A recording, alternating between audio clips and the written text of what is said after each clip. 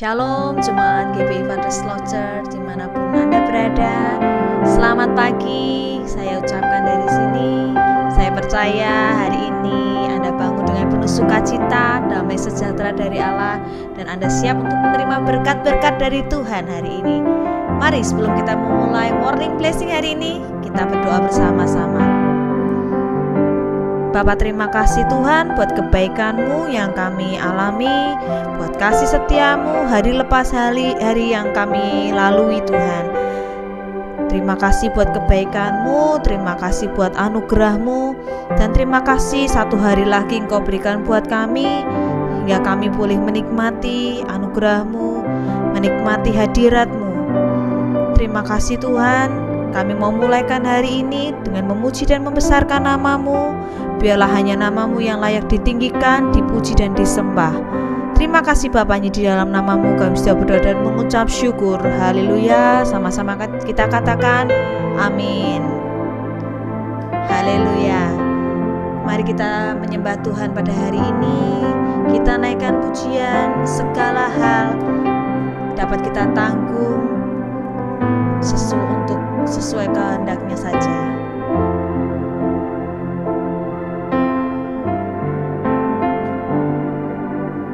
Penolong yang selalu setia,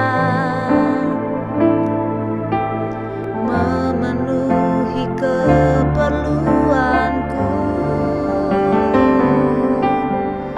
tak pernah Dia mengecewakan. Yesusku tak pernah gagal. Penolong yang selalu setia, penolong yang selalu setia, memenuhi keperluanku, tak pernah Dia mengecewakan. Yesusku tak pernah gagal. Segala perkara dapat ku tanggung di dalam Dia yang memberi kekuatan. Tuhan Yesus penolong dan sahabat, tetap percaya Tuhan setia. Mari dengan segenap hati kita katakan, penolong yang selalu setia, memenuhi kebutuhanku, keperluanku,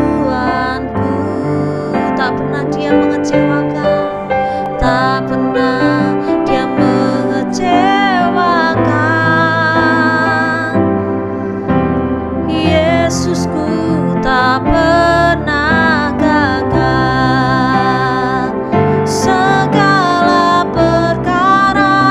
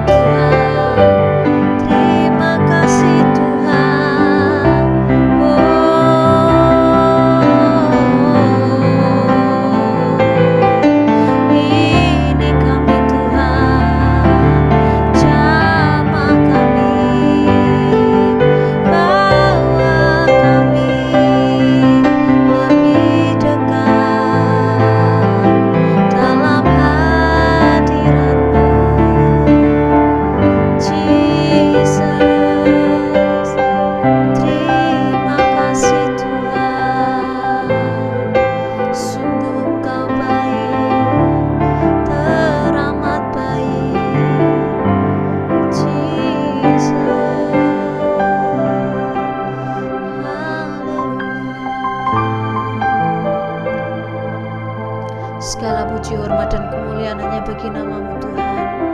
Terima kasih buat hari ini Tuhan. Dan kami siap untuk mendeklarasikan iman kami Tuhan. Mari jemaat, kita deklarasikan iman kita di dalam Mazmur 91. Kita baca bersama-sama.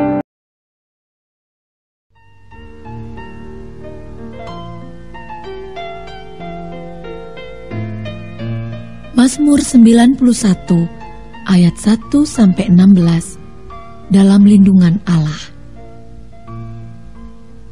Orang yang duduk dalam lindungan yang maha tinggi dan bermalam dalam naungan yang maha kuasa akan berkata kepada Tuhan, tempat perlindunganku dan kubu pertahananku, Allahku yang kupercayai.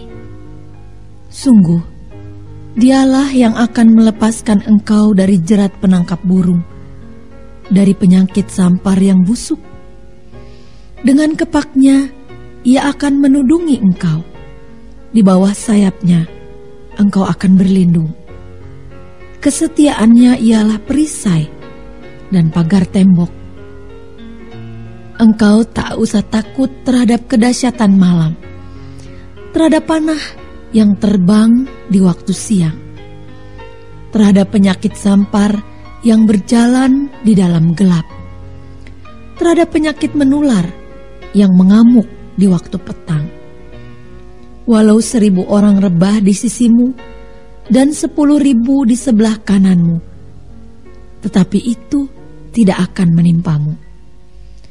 Engkau hanya menontonnya dengan matamu sendiri dan melihat pembalasan terhadap orang-orang fasik.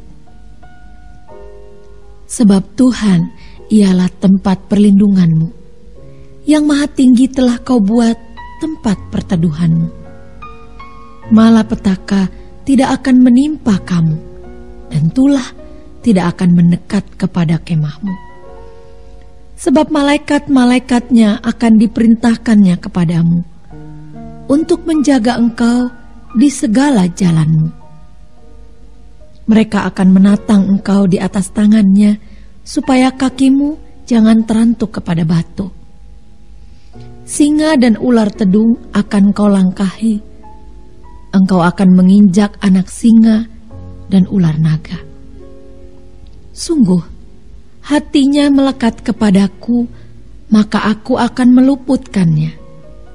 Aku akan membentenginya, sebab ia mengenal namaku. Bila ia berseru kepadaku, aku akan menjawab. Aku akan menyertai dia dalam kesesakan. Aku akan meluputkannya dan memuliakannya. Dengan panjang umur akan kukenyangkan dia, dan akan kuperlihatkan kepadanya keselamatan daripadaku.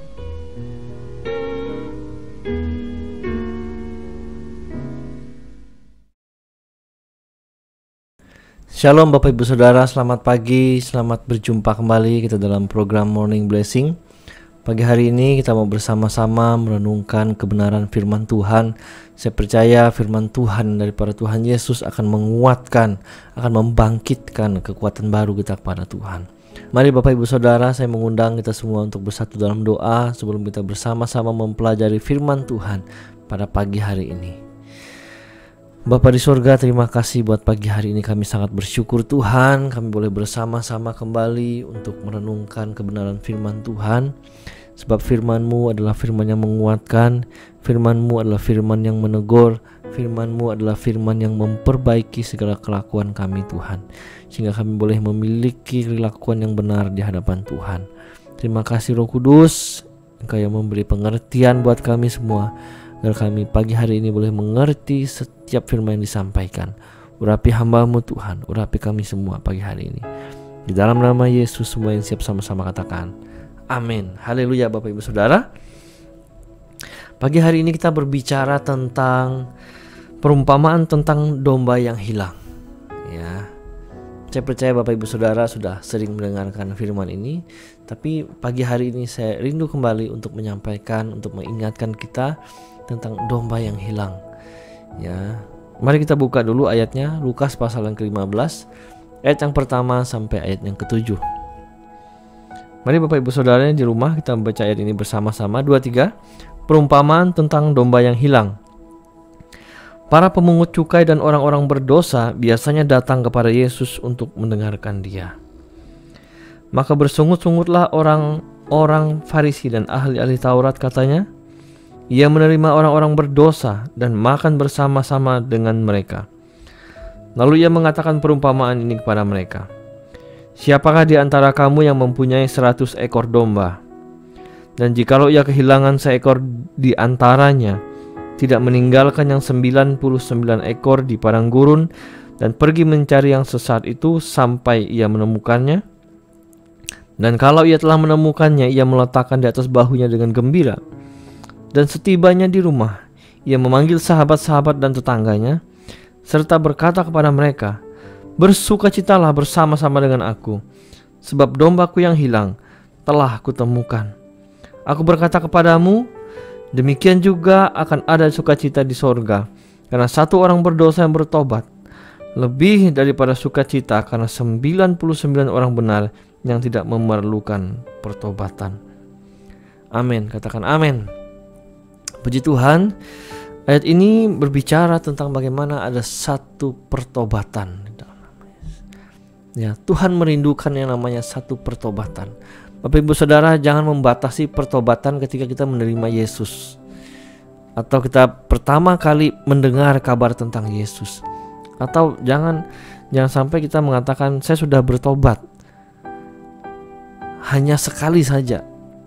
Nah, pertobatan harus dilakukan setiap hari. Katakan amin. Pertobatan harus dilakukan setiap hari. Kita minta ampun kepada Tuhan itu setiap hari. Ya. Jadi kita tidak dibatasi atau tidak dikotak-kotak dengan waktu saya pertama kali ketemu Tuhan Yesus, saya mendengar nama Yesus, saya disembuhkan. Bukan hanya pada saat itu saja kita berkatakan bertobat. Atau mungkin Bapak Ibu Saudara yang bertobat dari rokok, yang dulunya merokok dan sekarang sudah terlepas dari rokok. Bukan hanya hal itu saja yang kita katakan kita bertobat. Ya, sesungguhnya pertobatan harus kita lakukan setiap hari sampai Tuhan datang. Jangan jemu-jemu. Apalagi kita menganggap diri kita suci, kita menganggap diri kita adalah orang-orang yang benar. Ya. Sebab sebelum kita yang namanya dipanggil Tuhan, sebelum kita yang namanya kembali kepada tahta Tuhan yang kudus, adalah waktu untuk kita terus bertobat. Ya. Kita naikkan permohonan, Tuhan ampuni, Tuhan ampuni. Jika hari ini seperti doa Bapa kami katakan, ampunilah kami akan kesalahan kami.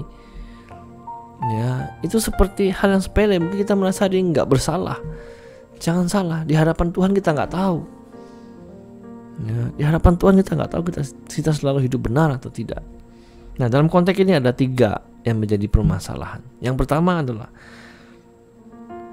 orang-orang Farisi, ahli-ahli Taurat, ya, mereka sangat anti sama orang yang berdosa. Mereka sangat jijik, ya, kalau saya boleh katakan, sama orang-orang yang berdosa, sama orang-orang yang mungkin pada zaman ini Yesus dikhususkan adalah orang yang suci dan ada orang yang berdosa seperti pemungut cukai. Ayat yang pertama, para pemungut cukai dan orang-orang berdosa biasanya datang kepada Yesus untuk mendengarkan. Jangan salah, orang-orang berdosa ketika mendekat kepada kita yang bisa dikatakan rohaninya lebih bagus dari mereka, mereka rindu mendekat, jangan menjauh. Mereka rindu mendengarkan apa yang harus mereka lakukan dan apa yang sudah mereka lakukan, pelanggaran-pelanggaran.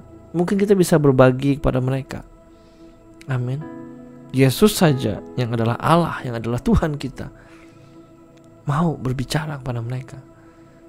Ya, bukan menghakimi, tapi menyatakan kebenaran. Saya percaya kalau kita ngomong sesuatu yang benar, orang tidak akan menolaknya. Tapi ketika kita mulai menghakimi, menjudge, wah kamu tuh dosa loh kalau kamu begitu, Tuhan marah loh, kamu terkutuk loh. Ya, mungkin poinnya kita ingin menyampaikan itu, tapi bahasa-bahasanya melalui pendekatan-pendekatan yang bisa diterima sama orang tersebut mungkin. Ya, oleh sebab itu yang pertama, jangan kita antipati sama orang berdosa. Entah itu pemimpin, ya, entah itu jemaat, entah itu rekan kerja, entah itu orang tua. Jangan anti. Ya. Maaf kata, pendeta sekalipun, kalau dia melakukan kesalahan, melakukan dosa, jangan kita langsung 100% menjauh. Lakukan pendekatan-pendekatan. Ya, sebab kita punya firman yang kita miliki untuk menegur, untuk menyatakan kesalahan, untuk menasihati. Ya, sebab itu kita orang-orang percaya yang diurapi Tuhan, dan selalu dekat dalam hadirat Tuhan. Ketika orang bersalah, ketika orang melakukan pelanggaran, jangan jauhi mereka. Ketika mereka ingin mendekat kepada kita, mari kita dekatkan, nyatakan satu kebenaran. Ya. Di sini diibaratkan tentang ada 100 ekor domba, seperti yang Bapak Ibu Saudara boleh lihat di belakang saya. Ya, ini ada banyak domba di sini. Ya, kalau di Alkitab ditulis ada 99 ekor. Ya, anggap yang di belakang saya ini ada 99 ekor domba. Nah, yang dimana ada satu domba yang hilang. Kalau kita lihat di sini, kecil lagi. Ya, kecil itu digendong sama Tuhan. Nah, kita sebagai orang-orang yang sudah diselamatkan Tuhan, bagi Tuhan, orang yang berdosa itu adalah orang yang berharga. Katakan, orang berdosa adalah orang yang berharga di hadapan Tuhan. Mungkin saat ini keadaan kita sedang dalam dosa, sedang berdosa, terus melakukan dosa yang berulang-ulang, yang padahal kita tahu itu dosa, tapi kita terus lakukan berulang-ulang. Saya mau katakan, kita berharga di mata Tuhan. Jangan menjauhkan dirimu daripada Tuhan. Ya, tapi tetap kejar Tuhan, tetap kejar Tuhan. Sambil engkau berkomitmen untuk meninggalkan dosamu. Sebab hanya Yesuslah yang mampu melepaskan kita dari segala dosa. Amin. Karena Tuhan lebih dulu mengasihi kita. Walaupun kata Raja Daud, dosamu merah seperti kirmisi, menjadi putih seperti salju. Amin. Tuhan sangat menghargai nilai pertobatan kita. Amin. Tuhan sangat rindu sampai saat ini kita boleh bertobat. Karena setelah kita pulang kepada pangkuan Bapa, kita hanya masuk dalam satu penghakiman. Ya, Tuhan akan membuka kitab kehidupan. Apa yang sudah kita lakukan. Tapi ketika dalam engkau berdosa, engkau cari Tuhan. Ayat yang ke-7 dikatakan, aku berkata kepadamu, demikian juga akan ada sukacita di sorga ketika satu orang berdosa bertobat, lebih daripada sukacita karena 99 orang benar yang tidak memerlukan pertobatan. Ada sukacita. Ya, Tuhan sangat bangga menyambutmu seperti anak yang hilang. Ya. Oleh itu Bapak Ibu Saudara, kesempatan kita di bumi masih ada. Kesempatan untuk bertobat sampai hari ini masih ada. Mari kita didapati Tuhan adalah orang-orang yang sudah bertobat di hadapan Tuhan. Amin. Mari Bapak Ibu Saudara, jangan sekali-kali kita menganggap bahwa diri kita suci, menganggap diri kita ini selalu tidak berdosa. Tapi kita terus rendahkan hati kita di hadapan Tuhan. Tuhan, sucikan aku, sucikan aku, sucikan aku. Karena kita tinggal di dunia dengan notabene di dunia ini adalah tempat dosa.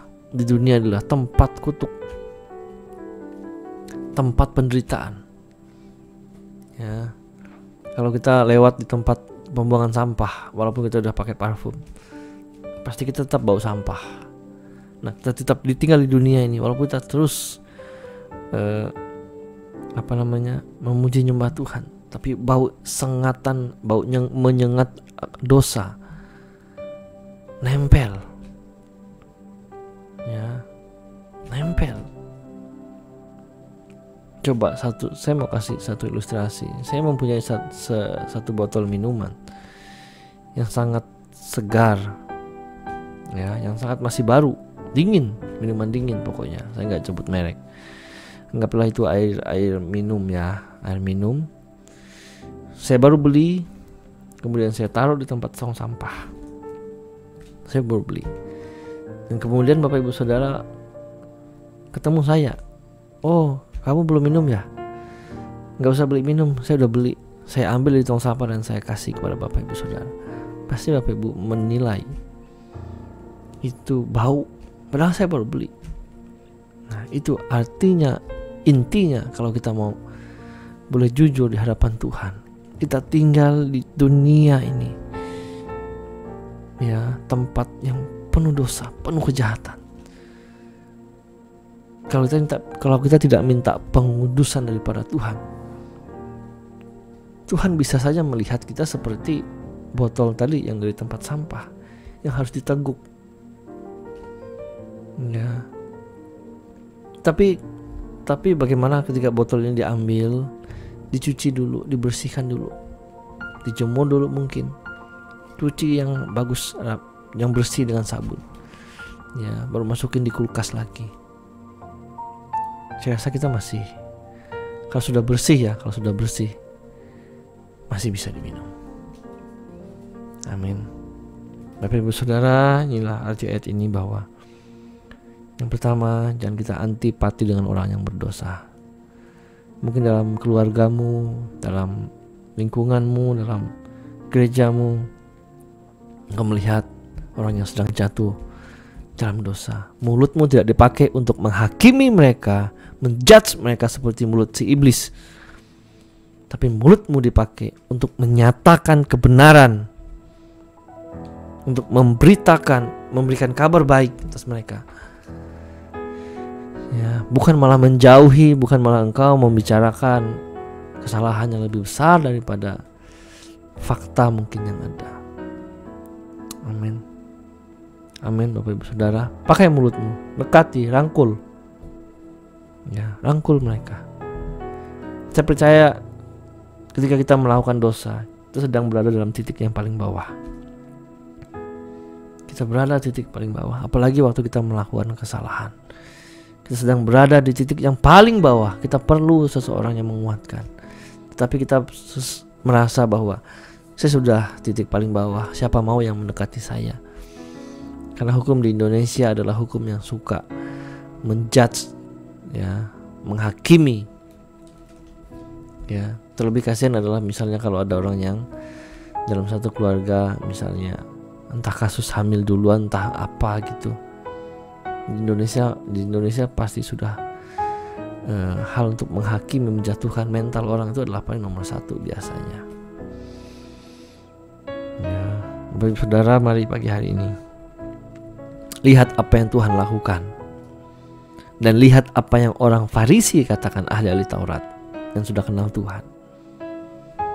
Tuhan katakan, selamatkan mereka, kasihi mereka, cari mereka. Farisi katakan, jijik, takut ketempelan dosa. Ya, ketempelan dosa bisa ketempelan kalau mulut yang kita pakai bukan meluruskan mereka. Ya. Jadi firman Tuhan pagi hari ini sangat singkat saya kabarkan buat kita semua. Ya, Tuhan sangat menanti-nanti kita untuk terus bertobat setiap hari. Tuhan menanti-nanti orang yang berdosa, yang melakukan kesalahan di hadapan Tuhan. Mulai saat ini ambil komitmen. Katakan sama Tuhan, Tuhan ampuni saya mau tobat. Jangan lakukan lagi, kata Tuhan. Jangan lakukan lagi. Sebab ada orang-orang yang ada dosa yang menimbulkan maut, dan ada juga dosa yang kita tanggung sendiri akibatnya. Ya, misal contoh orang merokok, dia tobat dari rokok, ya paru-parunya bocor, ya tanggung sendiri akibat rokok, kan begitu. Dosa sudah diampuni. Ya kan. Misal orang yang seks bebas misalnya, hamil di luar nikah, ya dosa diampuni, tapi ya hamil tetap di luar nikah. Malu, ya itu konsekuensi. Tapi yang paling penting, Tuhan sudah mengampuni kita. Mari tundukkan kepala kita bersatu dalam doa. Kiara lama takasi kiara takayara lama. Kiana takasakiyara lama takayara lama yara lama. Huma takasikiyara lama takasikiyara lama yara lama. Sikiyara lama takasakayara lama yara lama. Huma takasikiyara lama yara lama lama lama. Sikiyara lama takasaka takayara lama yara lama. Kiamataka yara laba yara laba yara laba. Kianataka yara laba yara laba laba laba. Kiara lama taka yara laba yara laba. Kiara lama yara lama yara lama laba. Kiara lama yara lama lama yara laba laba.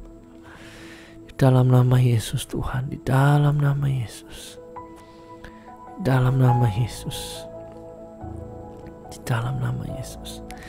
Firman-Mu pagi hari ini Tuhan Yesus, kiranya tidak membuat kami semakin terhakimi Tuhan, tetapi firman-Mu adalah air yang mengalir, yang memberi kehidupan bagi kami Tuhan. Setiap orang yang menyentuh air itu, mereka dipuaskan, mereka disegarkan kembali, mereka dikuatkan kembali Tuhan.